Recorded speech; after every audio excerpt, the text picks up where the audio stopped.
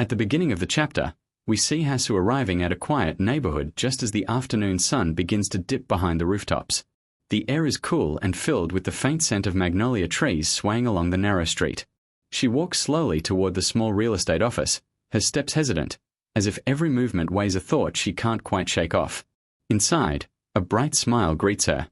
The receptionist, neatly dressed and cheerful, says, "Welcome. You're here to see the house, right?" Hasu nods politely, returning the smile. "Yes."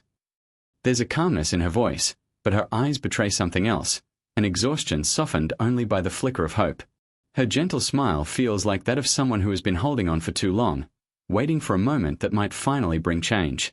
As she signs her name in the visitor log, BMT's narration begins softly in the background, like a quiet echo from another time. "I decided to find a place of my own.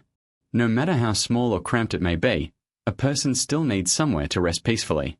That was something Kang Minchul told me long ago. He said, 'Only then can you dream of tomorrow.' I wanted to become that place of rest for him." The narration fades as the receptionist leads Hasu down a narrow path, lined with freshly painted homes and trimmed hedges.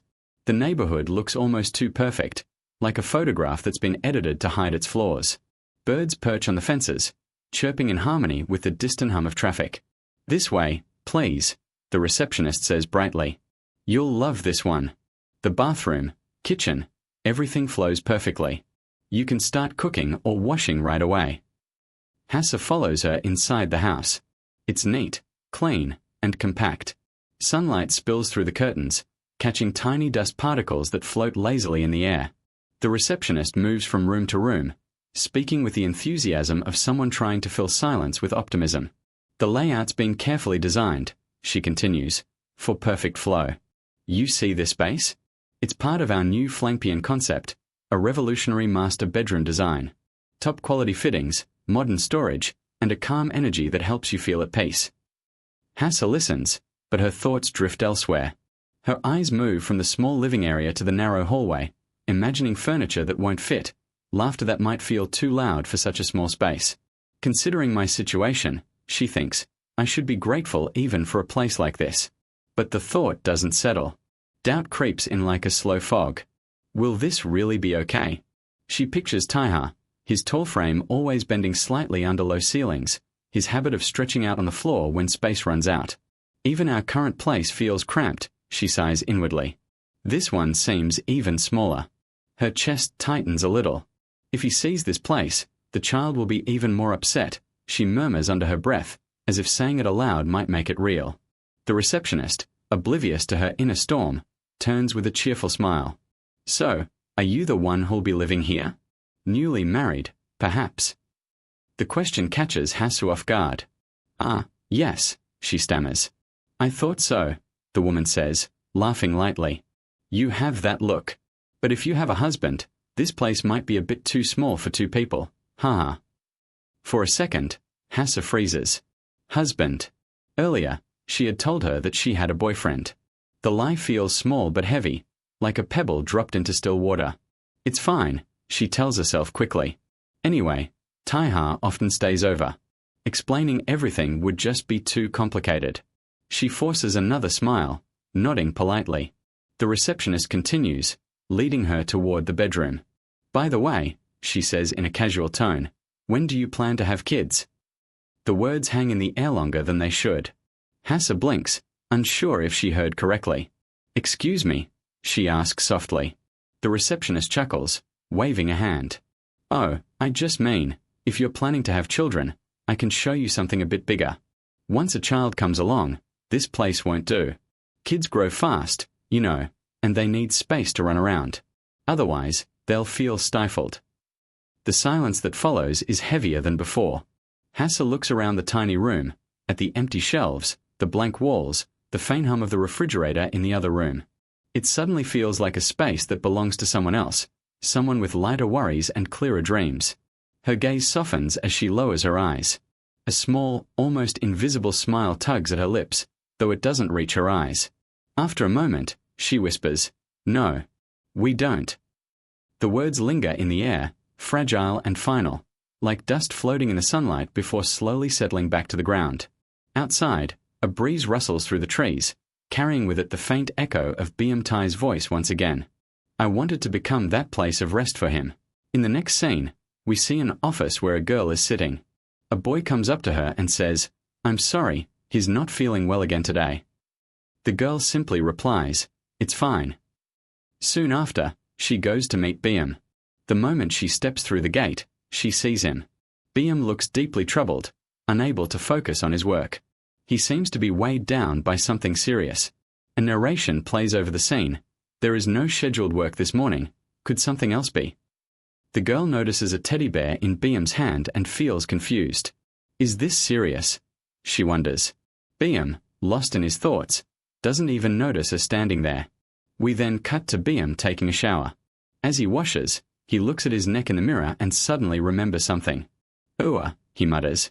"She asked me to lick my neck but ended up biting my whole body." He stares at himself and says sarcastically, "What do I look like, a strawberry-flavored Chupa Chups?"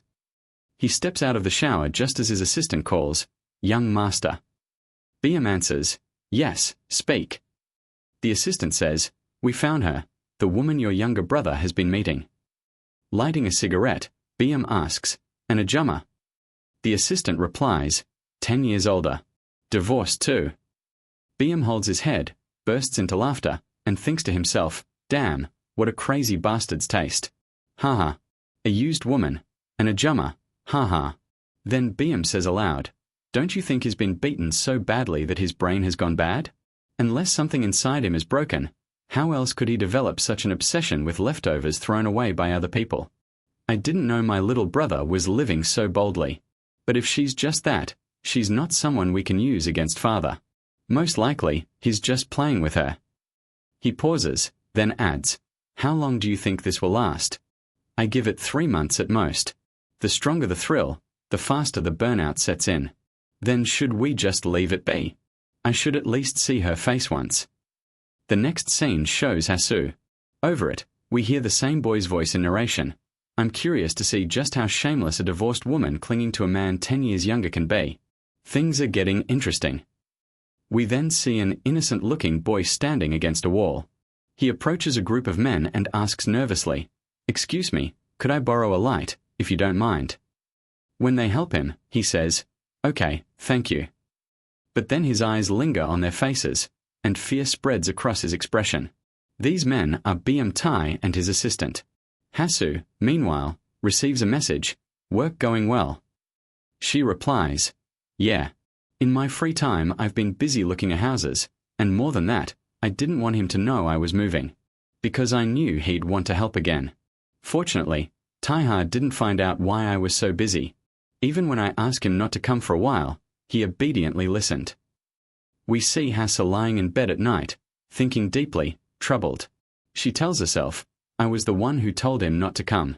If he tried something reckless just to get money, it would be disastrous. This is for the best, then why does it feel so heavy?" In the background, narration runs, "Since meeting BM Tai, Hassa has been struggling with new problems. I was slowly being tamed by your affection. I hoped the messages I couldn't even answer would keep coming. I knew you were busy, but still, I wished you'd come find me, even if it was late. On days I couldn't see you, the thought would suddenly strike me. I felt hurt. Like a childish kid." Later, Hassa checks into a hotel. The receptionist asks, "Room for the night?" She replies, "Yes." He directs her, "Please take the elevator on your right. Do you need anything?" "Yes," she says. Then adds softly, "They say this motel is haunted."